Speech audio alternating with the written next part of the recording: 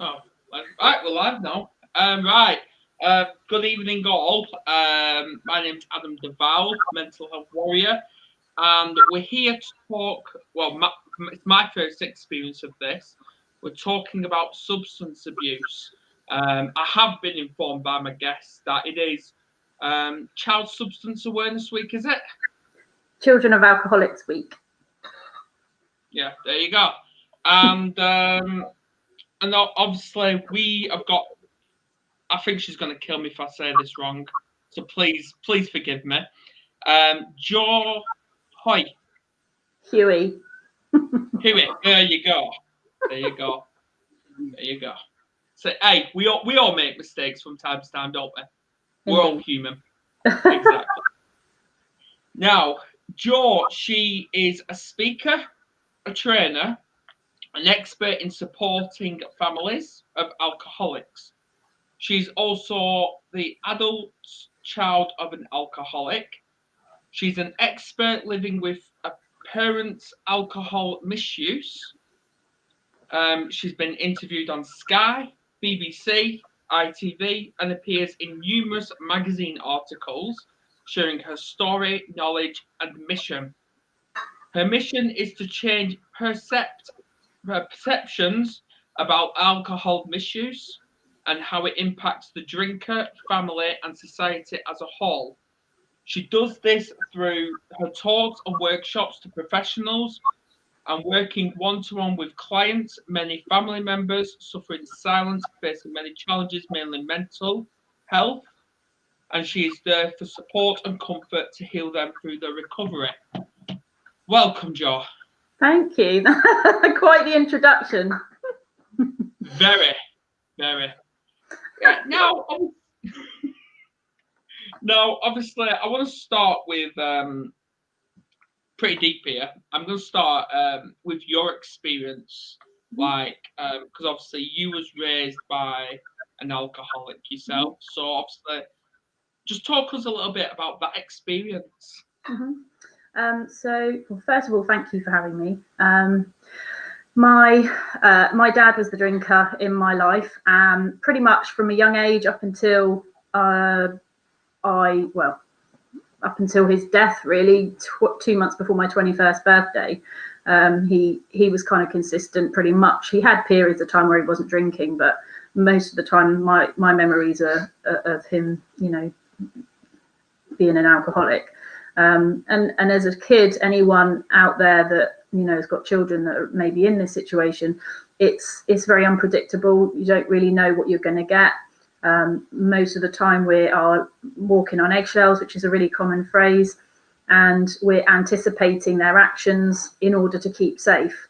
Safety is one of our key worries, and we don't really know what mood the person's, our parents going to be in. My dad, I didn't really know kind of sometimes what he would be like when he came back from work. Wasn't sure whether he'd be angry or happy or what kind of mood. So I used to strategically place myself in the kitchen by the dining room table, so that if his mood wasn't good and he was angry, I could either exit behind me to the hallway or I could run around the dinner table. And that's just an example in terms of the type of thinking that you end up developing as a child in order to keep safe. Parents do try and protect their children, but not everyone has that experience. Sometimes both parents are drinkers. And for me, it was a very lonely space. I tended to sort of stay in my bedroom quite a bit because I didn't really feel like, well, my dad wasn't there a lot of the time, and I didn't really feel like my mum got me, and I didn't feel accepted for who I was. My dad was very critical and very strict. So our household, my mum, my older sister, and myself, we were actually really quite scared of him. And as a child, that's not what you need or want from your parent. And there was a lot of focus, obviously, on my dad, and also we, as children, we had to take on quite a lot of responsibility. helping my mum, because sometimes there wasn't enough money, so she'd go out and do some part-time work, and we'd have foreign students staying in the house and things like that to bring the money in. And so as children, and this is quite common, you take on a lot more responsibility than you should at your age, at that age. My dad kind of went in and out of hospital with various physical illnesses as well as mental health challenges. He went into a local mental health hospital.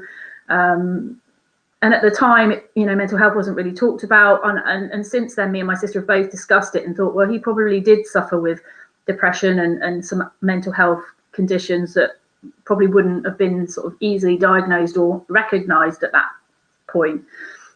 So he lost 2 sons, which set his drinking off quite bad.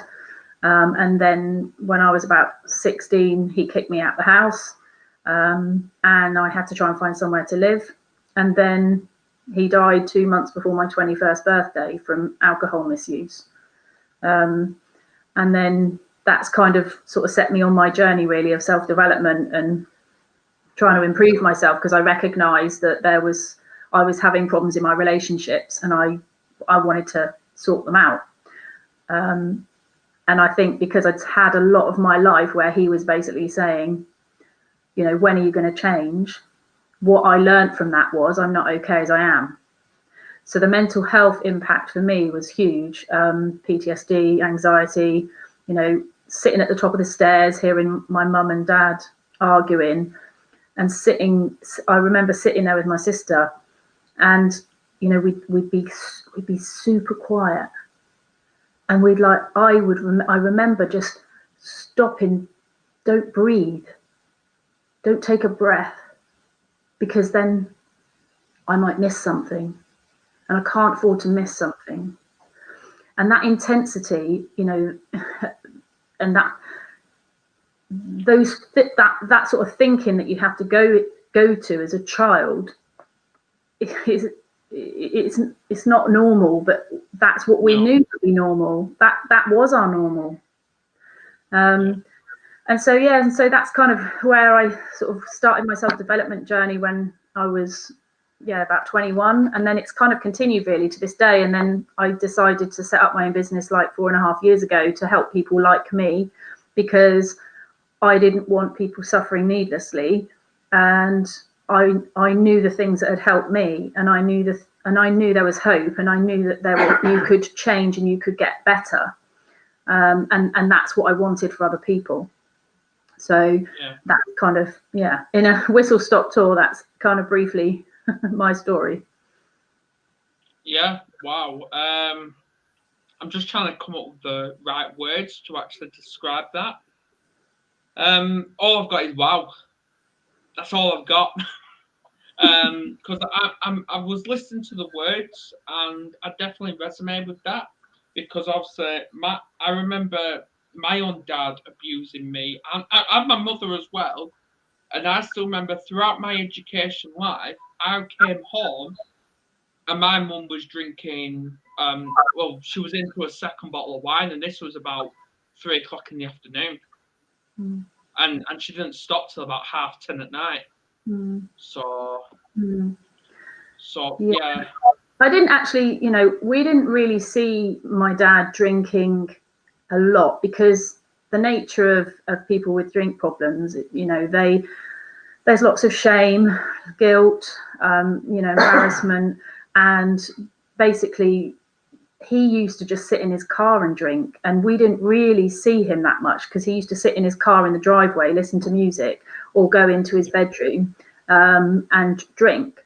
And so we never really saw bottles everywhere, whereas I know some people do. And obviously everybody's experience is very different. However, the characteristics of each person are the same. So I know that a lot of people that have experienced the same thing as me will struggle with things like people pleasing, relationship issues, codependency, fear of the unknown, overthinking, thinking things 3 miles down the road. What if this happened? Well, I'll do that. And that's the kind of thinking you needed as a child, because it's, you know, well, if my parent does this, then I need to do that in order to keep myself safe. Oh yeah, absolutely. Yeah. Oh yeah. Yeah. I've noticed when it comes to coming across people like this. Well, obviously, as a child, your barriers are already up anyway. But when you're coming across people who've got a drink problem or just set out to actually abuse you, your barrier starts to get a hell of a lot higher. Obviously, as you grow up. So, yeah, I totally sympathise with that. And yeah, this leads me on to your transformation. Obviously, where you appeared on multiple news. Obviously, how did you feel about going on it for the first time? Nerve-wracking. I think as well that, you know, we can sort of put TV and all that on a pedestal, you know, and think this is the be all and end all, you know, being on the telly and radio and all of that kind of thing. But ultimately, these are just human beings doing a job at the end of the day. And it is good exposure in terms of trying to reach people, and that is a good thing. But it was quite nerve-wracking. But I felt good because I thought, you know, even if this helps one person, then it's done its job. So yeah, it's good.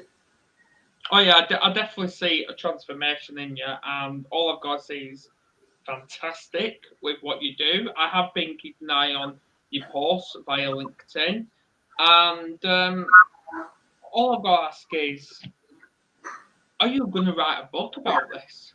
I have written a book called Transition, and that was, funnily enough, when I started my business, one of the first things that I did, because I remember when I started my self-development journey, the thing that helped me the most was reading people's books, and Louise Hay was somebody that really helped me, and there were lots of books around daughters of alcoholics that were obviously very relevant, and so I felt that would be a good way to connect with people and share my story. But not just that, because I've trained in a couple of different techniques. I use emotional freedom technique, I use NLP. I've managed to have lived experience. I've dealt with it through therapy, and then I've got myself qualified, and that blend is quite unique. And so I wanted to kind of bring all of those experiences, the lived experience, you know, the education and the self-development and the therapy and everything together, and share that information with people, which wasn't necessarily something I had. So that's why I kind of wrote my book, so people would think, God, yeah, that's exactly how I felt, that's exactly how I feel, or that's very similar to what I'm experiencing. Where can we find this book? So Transition, you can get it on Amazon, you can get it on Kindle. So yeah, they're the sort of two main places. It's online, so you can get it in either of those places.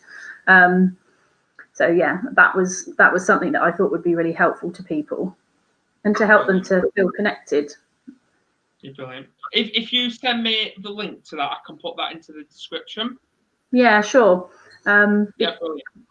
The other thing I'd like to mention is around the Facebook group that I started, which is for daughters, specifically for daughters of alcoholics, just because obviously I'm the daughter of an alcoholic, and I wanted them to have, again, a place that was somewhere they can connect with other people. And I think a lot of the Facebook groups, they're great, Al-Anon groups and so on, but sometimes it's a mixture of people where it's their partner that's the drinker or something like that, and sometimes the daughters or sons feel like they need a group just for them because it feels slightly different for them.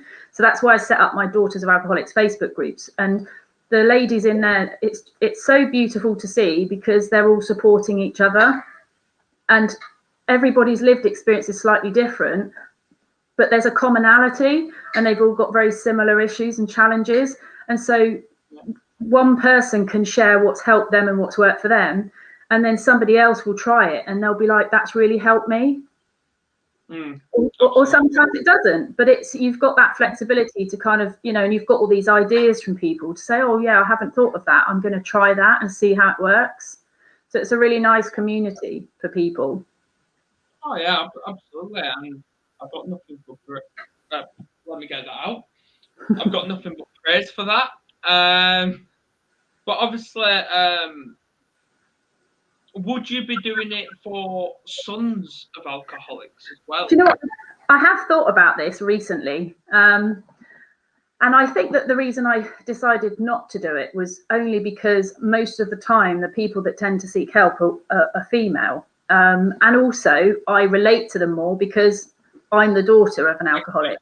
And so that's why I thought just stick to what I know, and stick to the people that I'm going to relate to the most. But obviously what I share in there and what I share on all of my social platforms is relevant to anybody that's been affected by somebody's drinking, not just daughters. So but yeah, so I haven't started it, but you never know, I might do.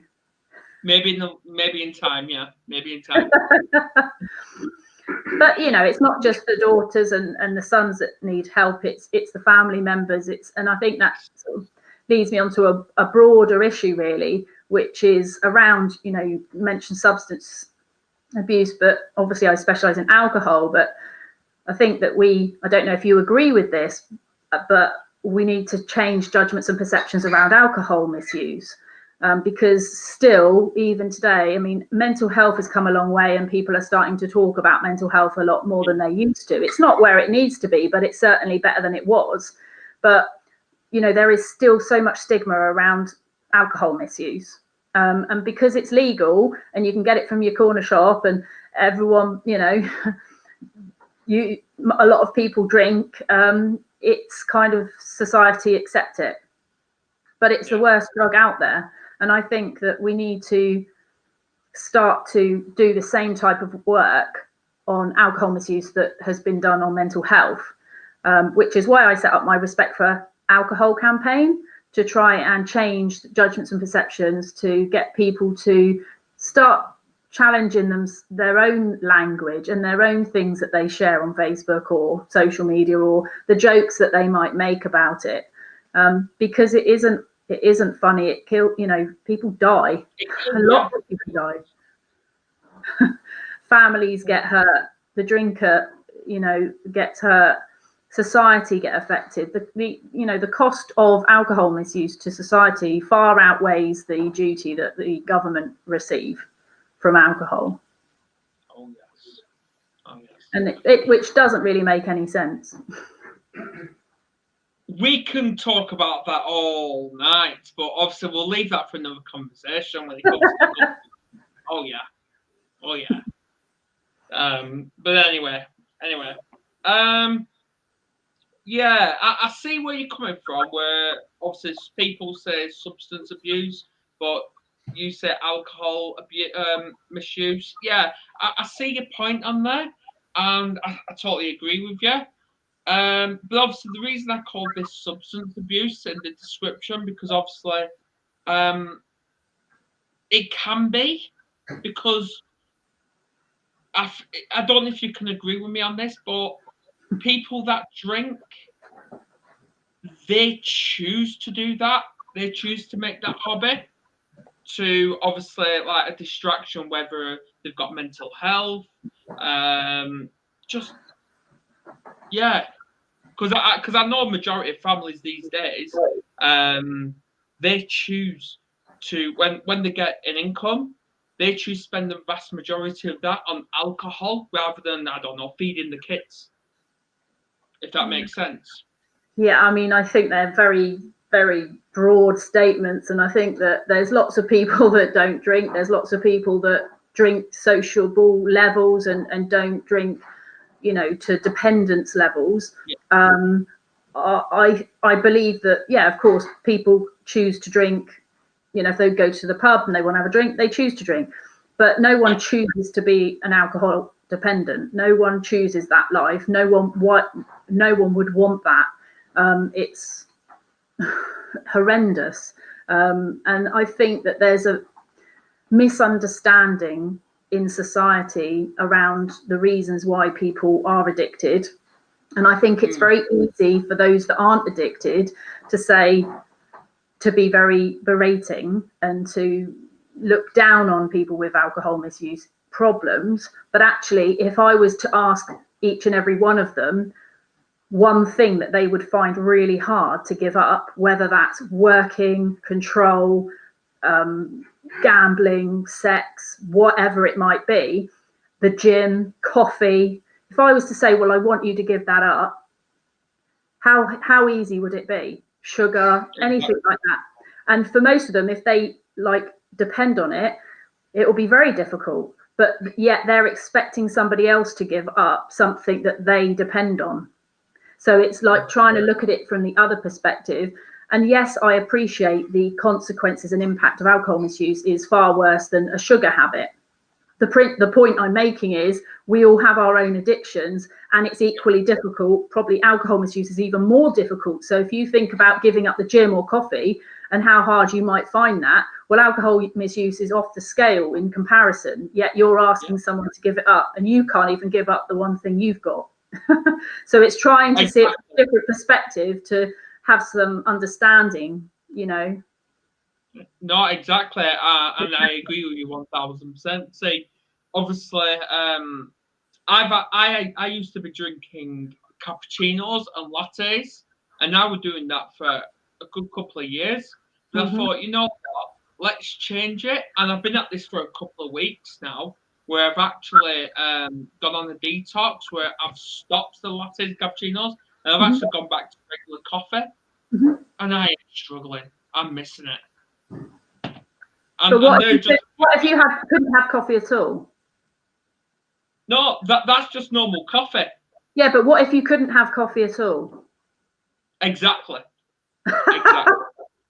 Exactly. I won't have her if I don't have coffee. I won't have her, especially with the kids I live with. Challenge, is it? Oh, it is a challenge. But anyway, this leads me on to the magazine, which you starred in.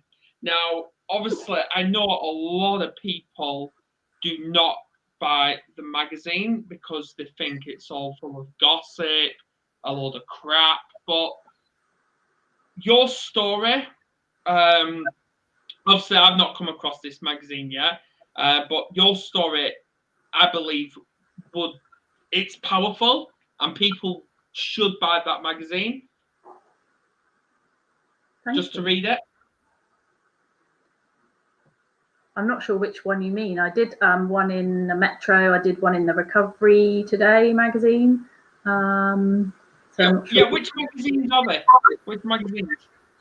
Well, I've done Recovery. I think it was Recovery Today, and then I've done some articles in the Metro, which is more of a London-based magazine. But I share my story in lots of different ways. The magazines being one of them. Also, I don't know if you are aware, but my sister and I did a podcast, and we both have shared elements of our story in that as well. And we started that because we wanted to, again, try and change judgments and perceptions and have some really good discussions around alcohol misuse, family, society, all of that kind of stuff. And we interviewed some really amazing people around, addictive type personalities, people that had addictions in prison. It's been really powerful because my sister's also in recovery. She's about 4.5 years now into her recovery. So yeah, she's doing really well. And now she works in the addiction space. So she helps other people get off drinking drugs. There you go, another transformation. And this is what it is. If we can actually get more and more people to take this transformational step, life could be a lot easier. Yeah, definitely. I mean, because we know that it affects our mental health. You know, this alcohol misuse, whether you're the drinker or with a family member, it's the two are entwined. They are not, you cannot separate them, you know, and our physical health as well as our mental health are affected, because when we don't deal with stuff, it sits in our bodies and it affects us in all sorts of ways through illness or whatever. So yeah, like mental health and, you know, substance misuse, families that have been affected by someone's drinking are all struggling with their mental health in some form or another, to different severities. Obviously, some people are struggling more than others. Exactly, and exactly, because mental health, it can affect everyone on all different levels. Would you actually believe that just less than 2 years ago, I attempted suicide? Wow. Yeah, just less than March 2019. Well, I'm glad you're still here. Look at me, transformation. Like I had a guest on yesterday, and I've known her a number of years, and she was saying, yeah, and she was saying to me, just look at you, Adam, going from doing weekly Facebook lives, and now you've got a YouTube channel, you've got a virtual background, you've got your very own show here, so you should be proud. And yeah, I'm proud. And Yeah. everyone else who's made this transformational change should be proud as well. Yeah. And I think that people, I don't know, again, how you felt, but I think that initial thought of making the changes can sometimes feel overwhelming, and it can seem like a mountain to climb, and, you know, from where you are to maybe where you want to be. And so I think sometimes that puts people off even starting, because they think, oh, you know, I don't want to make the effort, or I don't think I'll be able to do it, or I'm not sure where to start, or I'm scared. And I just feel like if people had the right support, you know, if they were comforted and supported, and they, you know, transformed in a very gentle way, maybe people would be a bit more open to, you know, taking those steps to transform themselves or to change in some way. Absolutely, and obviously we know, since lockdown back in March 2020, we know all this, like suicide, self-harm, even drinking is all gone on a high because of it. And if we can actually take these steps into actually taking control, where's the argument there? I think that, you know, obviously all of these things are very complex, and anything to do with human beings always is, because we've got emotions, and, you know, it's never as straightforward as fixing a broken car or something, is it? But I think, again, I just want to encourage people that might be struggling right now, that there is hope, and you might feel that you haven't got you don't have the answer, or that you don't feel that there is an answer. And what I would say to you is that you're thinking from your kind of, don't know the right word, your sort of stuck place at the moment, and you're not thinking as clearly as you could. And so sometimes we can't always trust that, and that we need to, obviously, that there is hope, and that things can change, and that you don't always have to have the answers yourself, that the answers can come, and that might come from somebody else. But I think sometimes if we don't think there's an answer, we believe there is no answer, and that's not necessarily the case. Exactly. It's just we can't see what the answer is right now, and sometimes that's because we're too close to it. And I don't know how you feel, because obviously you got to a point where you felt that maybe there was no other way, there was no other answer for you, if you got yourself to that place where you wanted to end your life. Yeah, but obviously now I've come to realization, after practically giving myself a reality check and kicking myself up the arse, saying, right, you need to get up, you need to take these steps in transformation, Be a proper role model to your kids, Yeah. because that's how they see you. And yeah, crack on and be the best person you was here to do, and Yeah. stop being trying to be like the previous generation. Yeah. And this is what I've done. And obviously that's just actually connected me to a quote I've actually come across. And that's actually to do with all kinds of pain. Where I don't know if you agree with this, but it was actually from, I don't know if you like Harry Potter or not. I don't know. Yeah, I do. Yeah. Yeah, Albus Dumbledore. He actually stated, and I quote, Dumbledore. numbing the yeah, Albus Dumbledore, numbing the pain for a while will make it worse until you actually feel it. Yeah, I like it.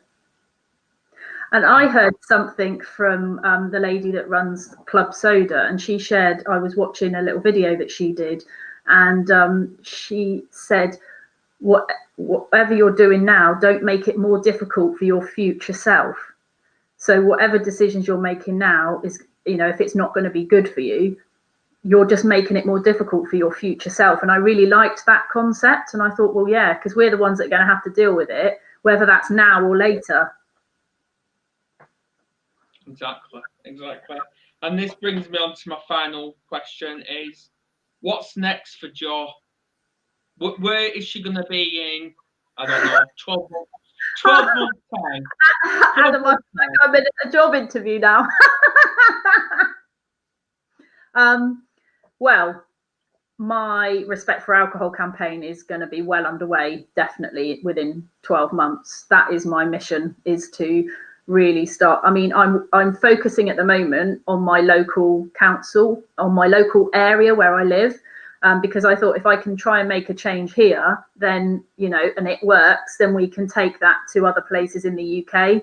And so that's kind of where I'm at the moment. I really want to change judgments and perceptions, try and make sure that people really understand about alcohol misuse and how it impacts the family members and society as a whole, and for us to sort of all, as the campaign says, respect alcohol. I'm not saying that people shouldn't drink or enjoy it or anything like that, but let's give alcohol the respect it deserves, just like we would do with cocaine and heroin and any other illicit drug. The fact that it's legal really makes is a really crap argument these days, I'm afraid. It is. It's a constant debate, and this debate can go on for many, many years.